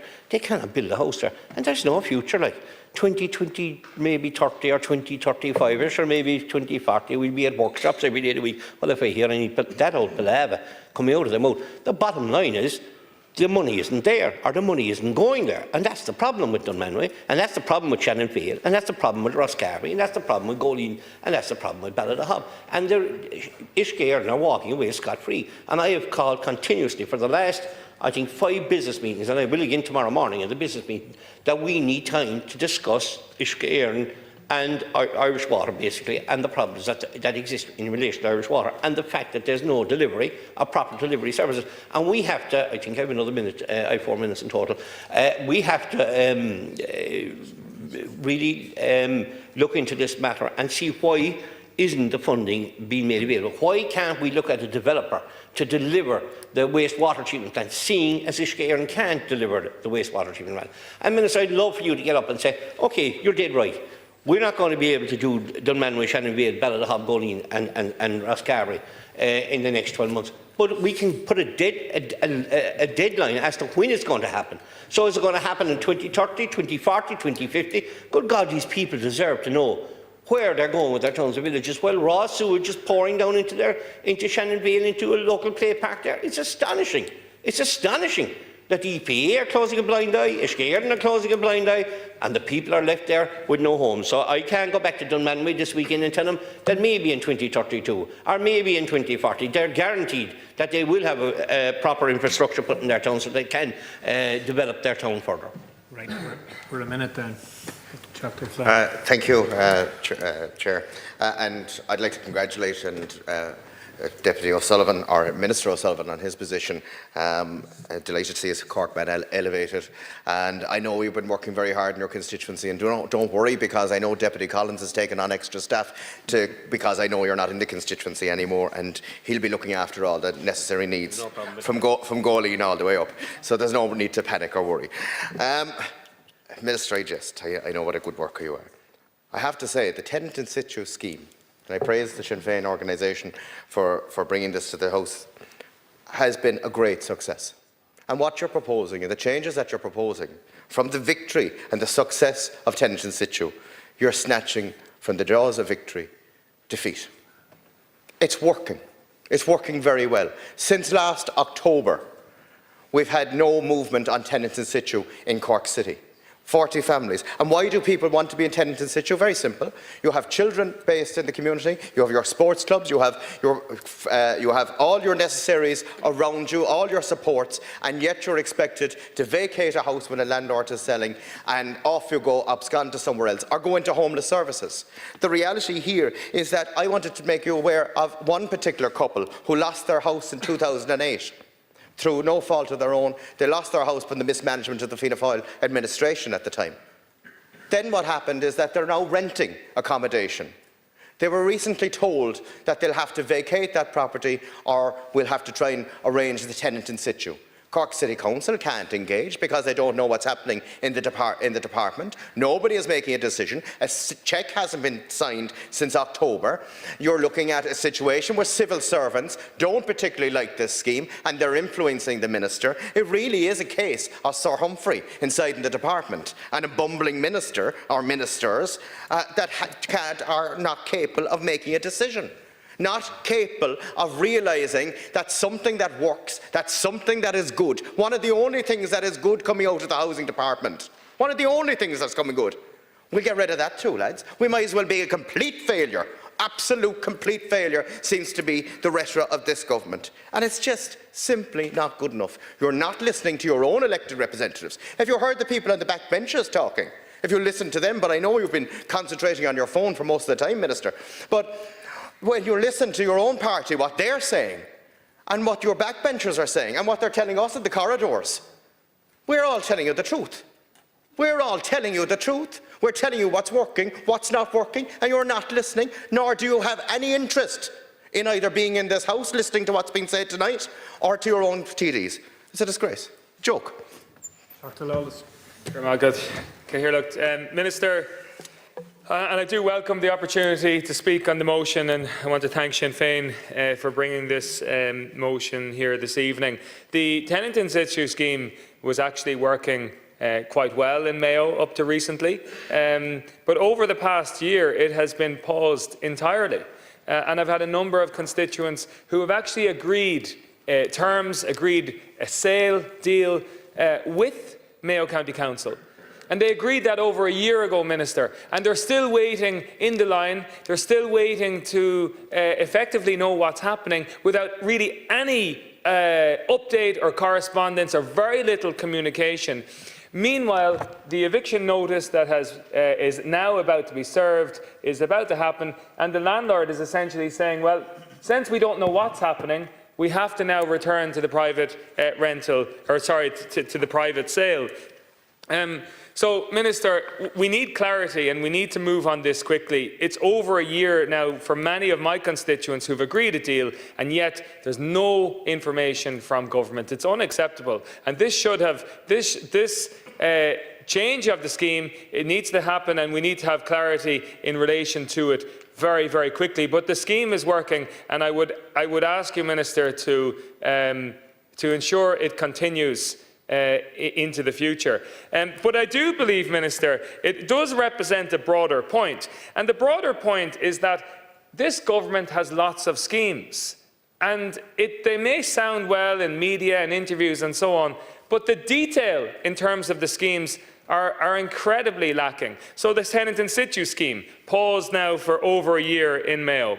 The affordable housing scheme has yet to deliver a house under this government or the last government over the last 5 to 10 years. No affordable housing scheme. We're promised 10. Those units have been promised for many, many years, and yet has not happened. The first home scheme, Minister, also not happening in the West in particular. The Help to Buy scheme as well, not happening in the West, largely due to the fact that it's new builds and there's so little new building happening in Mayo. Another scheme that is failing. And again, there's no service site scheme either. So, Minister, there are schemes and schemes that this government is responsible for, and yet when you go and look at the detail, there is so little delivery in relation to that. One scheme that is working okay, the vacant property scheme, for example, there has been over 8,000 applications approved on that scheme, and yet only 1,100 applicants have been successful. That's just over 10% of applicants who have been approved on the scheme have actually been successful on that scheme. So, Minister, in the absence of any real scheme for the people of Mayo, will you consider reducing the cost of construction?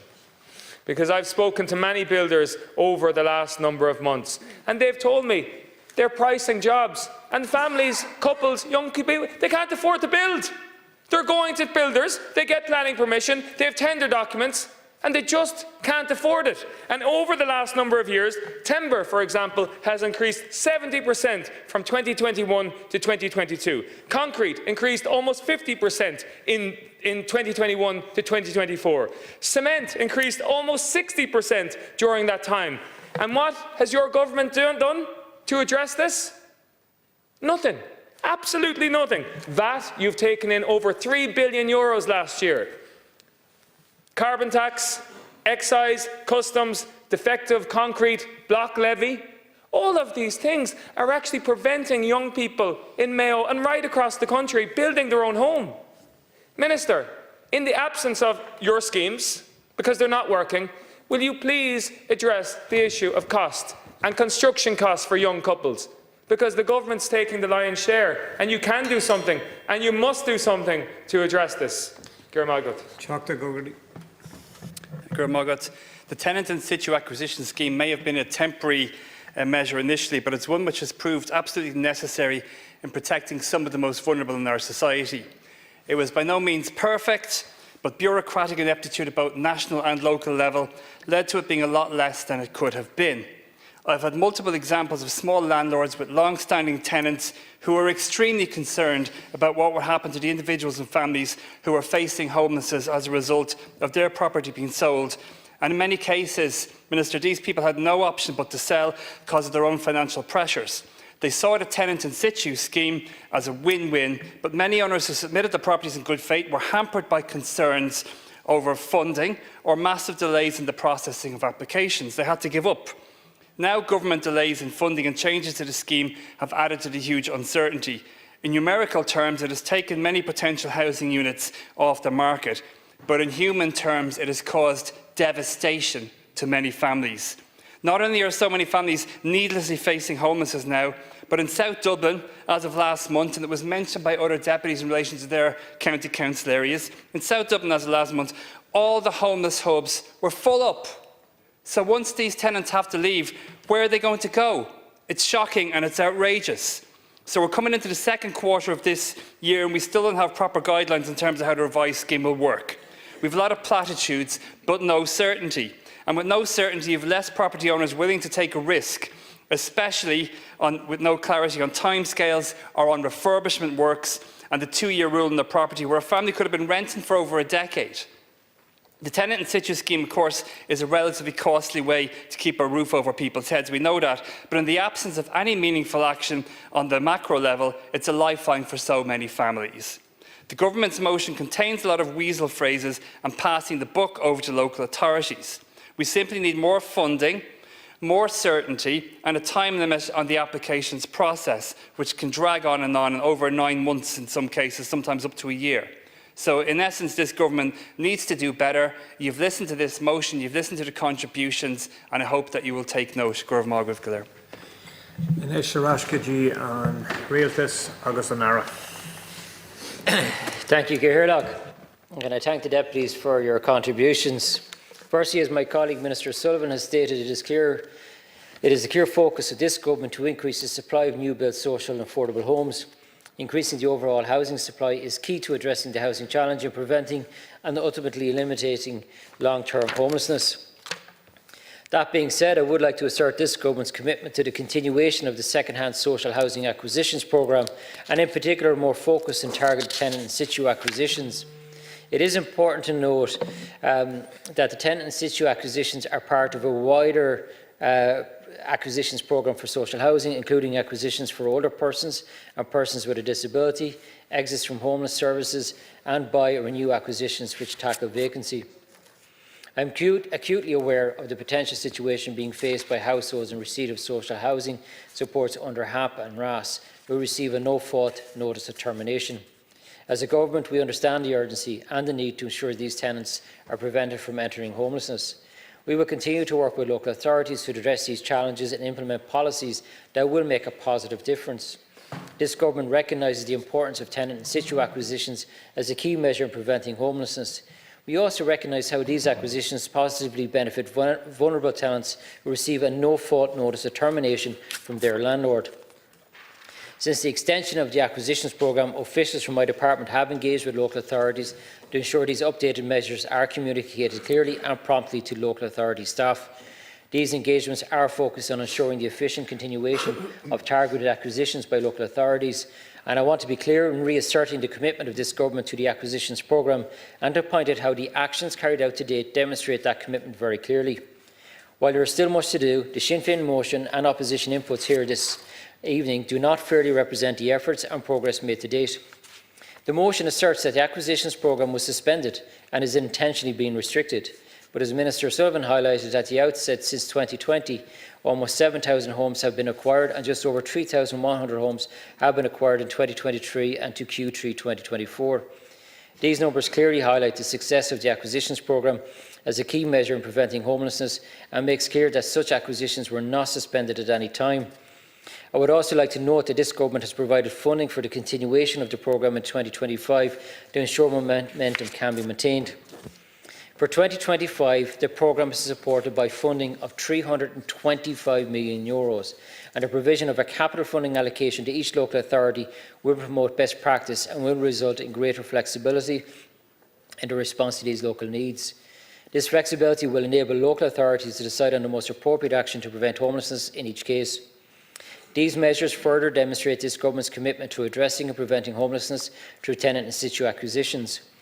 In addition to the funding provided, this government is aiming to further improve the operation of the programme, ensuring it is fair and accessible to those most in need. And the addition of eligibility criteria will provide greater focus and target the most vulnerable tenants, such as families, older persons, persons with disability and people exiting homelessness. The motion claims that the introduction of eligibility criteria will exclude certain cohorts, but I refute this claim and reiterate the introduction of these criteria will provide a more focused and targeted programme to benefit the most vulnerable in our society, which must be welcomed. That being said, it is important to note that these criteria do not exclude any tenant that is served with a notice to quit. It should also be noted that the first response of local authorities is to work with these tenants to assess all available options to prevent the threat of homelessness. The increased flexibility provided under the arrangements for 2025 ensure local authorities are in a position to respond to local needs and to support not only priority category acquisitions, but also single persons and couples without children.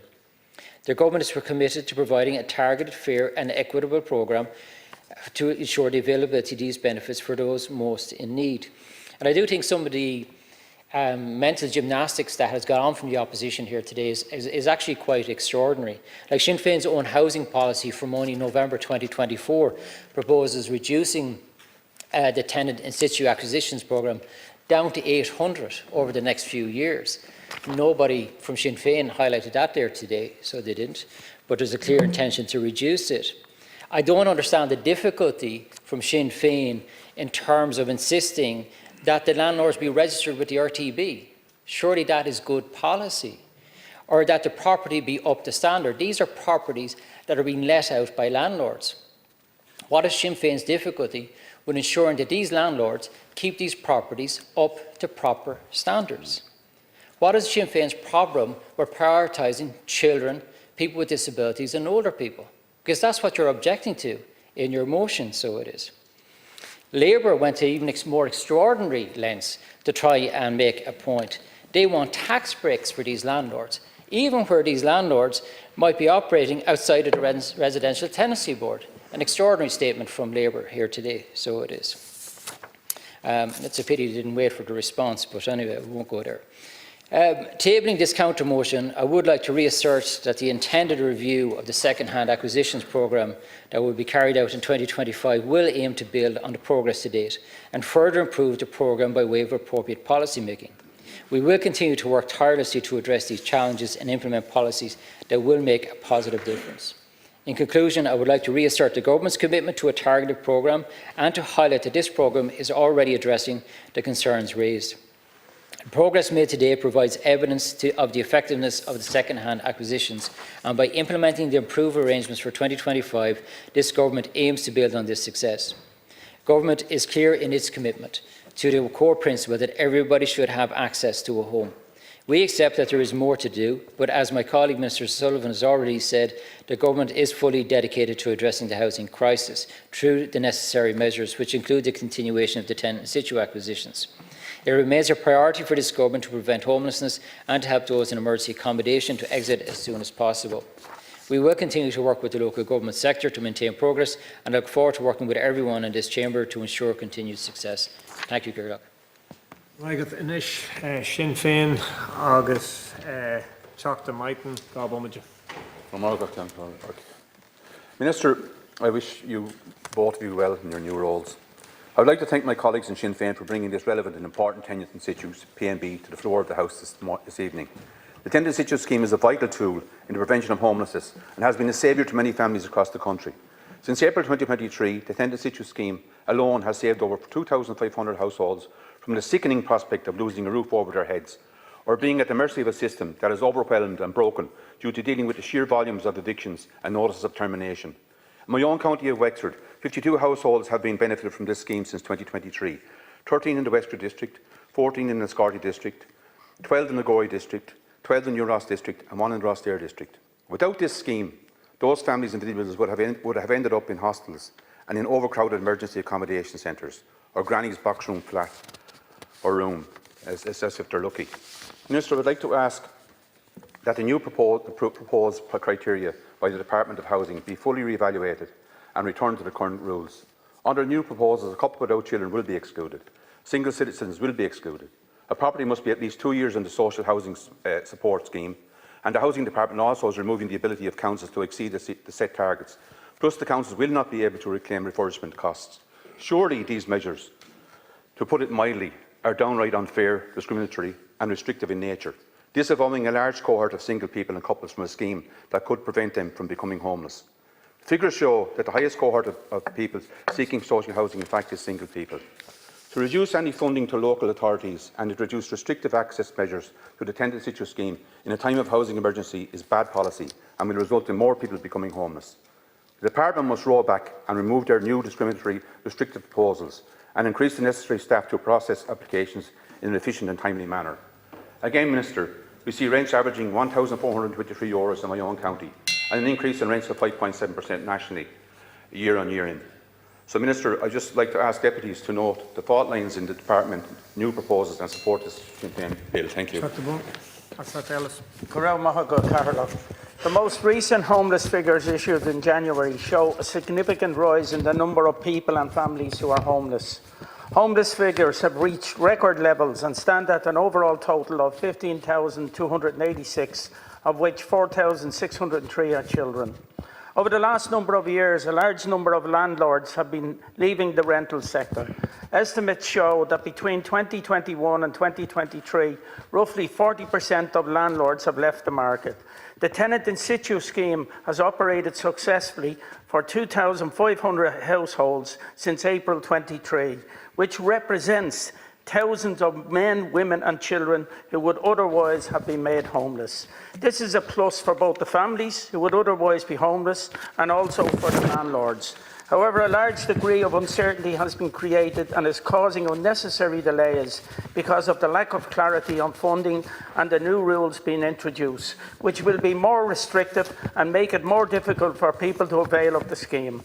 As a consequence, we have a large number of families living in fear of being evicted and of being made homeless, and many are forced to overstay in the rental property because the local authorities have not received the approvals to go ahead with the scheme. In my constituency of Dublin North West, I have at present a number of such cases agreed and being held up because Dublin City Council is waiting for the go-ahead from your department. In this housing and homeless crisis, this is just not acceptable. Families are under severe strain and stress, not knowing where they stand and with the threat of homelessness hanging over their heads. Minister, you need to act immediately to get this scheme up and running. Your department needs to actively engage with local authorities and implement this scheme as a matter of urgency. Thank you. Minister, despite government assertions that you are tackling the housing crisis and adequately fighting to end homelessness, the reality on the ground tells a far different story. In 1 week in January 2024, there were 172 adults accessing emergency accommodation in Louth. The same week in 2025, that had jumped to 232 adults.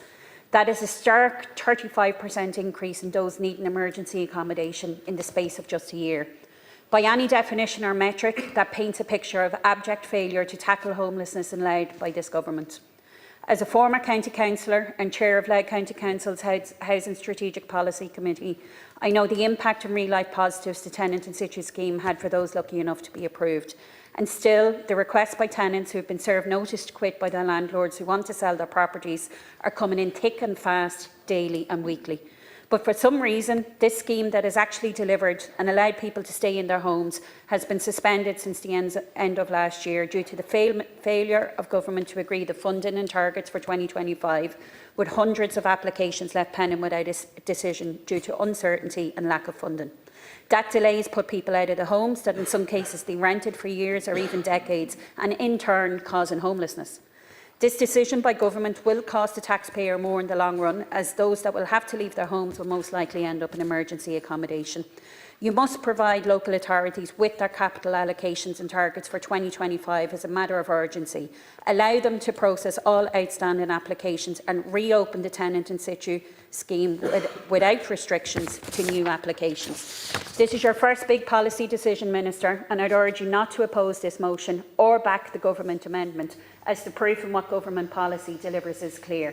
That's a 35% increase in those needing emergency accommodation in my constituency in just 1 year. No one can stand over that. The Tenant in-Situ scheme has saved many a family across North Kildare from homelessness due to the housing crisis created by this government and the almost identical government before it. Abandoning this scheme is going to leave people in a housing limbo, suddenly facing homelessness. The Tenant in-Situ scheme has offered a lifeline to those facing emergency accommodation, sofa surfing, sleeping in their cars or worse, sleeping rough. It is a vital homelessness prevention scheme. Yet it has been up to Sinn Féin and others to pressurise this government time and time again into keeping the scheme and making sure it works. Indeed, it was the opposition that pressured you into setting it up in the first place. County Kildare is currently 6th in the state across Dublin, outside of Dublin, for adults accessing emergency accommodation, with an 11% increase from last year. It will be more than an 11% increase next year if we get rid of this scheme. It's hard to believe that this government is serious about housing when we see homelessness figures continuously rise. The untruths told about housing targets during the last general election, and our own Taoiseach laughing it up about the housing crisis in Ireland with the property tycoon in the Oval Office in the White House. But we shouldn't be surprised. This is the company that Fianna Fáil keep. It is the party of the Galway tent and developers and speculators. While your buddies are all profiting off a crisis that you have created, an entire generation is starting to emigrate. I've seen it now in my friends, in my daughter's friends. They're starting to emigrate, and those who can't afford it are being locked out of housing. It's an Irish shiv. Thank you, Chair. Minister, the concern, and it is a genuine concern that has motivated us bringing forward this private member's motion, is that the capital funding that has been announced by your department to date and the new restrictive eligibility criteria will result in fewer tenant in situ purchases this year than last year, even if the demand is the same. That's the central concern here. The total capital allocation of 325 million, as you said, is across 4 acquisition streams. That funding at current average acquisition prices will deliver fewer homes this year than last year or the year before. That's simply a fact. The restrictive criteria you're introducing make no sense. Reasonable refurbishment costs are a vital element for this scheme to work, and without it, many properties will go unbought. Prioritising one group of vulnerable homeless people inevitably means deprioritising and ultimately excluding another group of very vulnerable homeless people. They are both equally as deserving of prioritisation. Currently, they receive that, and that should not change. The 2-year rule makes no sense. It makes absolutely no sense whatsoever, and there seems to be a suggestion that somehow somebody somewhere is gaming the system. I'm not saying you're saying that, but some of the people advising you, I think, may believe that, despite the fact that there's no evidence. And the very, very rigid adherence on a notice to quit, rather than the slightly more flexible approach that has been in evidence over the last period, really, I have to say, is regrettable. You say the scheme is not suspended. Minister, on the ground, that is not the truth. If I ring a local authority today, as a landlord, I will be told no new applications have been taken until the Minister has made his decision and the circular is issued. There are hundreds of applications that were made last year that are awaiting a final decision that cannot be processed. Now, I don't know what definition of the word suspended you operate on, but for me that is a suspension. All I'm asking you to do is, if you're not willing to listen to us, go and talk to the people on the front line. Go and talk to the people preventing homelessness in the statutory and voluntary sector and ask them, do they think this will make the scheme better or worse? They will tell you it will make it worse. I'm urging you to reconsider. Please, between now and when you sign off on the circular, do not make these changes. Do not make more people homeless who otherwise would not be so. Do the right thing and scrap these proposed changes. Thank you, Chair. Like, share, and subscribe, and let us know your thoughts in the comments. We'd love to hear from you.